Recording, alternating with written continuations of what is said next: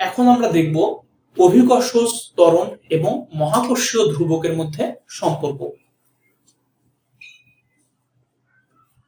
অভিকর্ষজ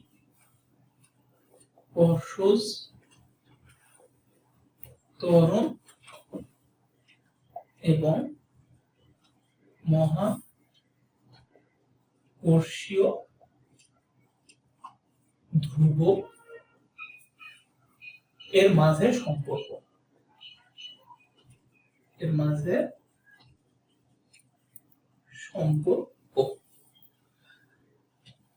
আমরা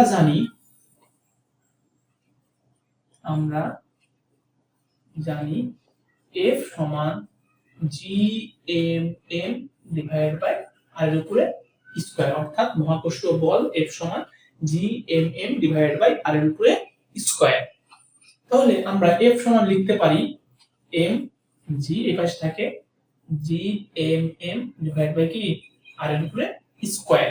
তাহলে এই পাশের m এবং ওই পাশের m বাদ যায়, তাহলে g সমান লেখা যায় GM বাই r এর উপরে স্কয়ার। এটি মূলত অভিকর্ষজ ত্বরণ এবং মহাকর্ষীয় ধ্রুবকের মাঝে সম্পর্ক, কারণ অভিকর্ষজ ত্বরণকে g দ্বারা প্রকাশ করা হয়। আজকে এ পর্যন্তই, বাকি ক্লাসে ইনশাআল্লাহ আমরা বাকিটুকু আলোচনা করব নেক্সট দিন। আসসালামু আলাইকুম।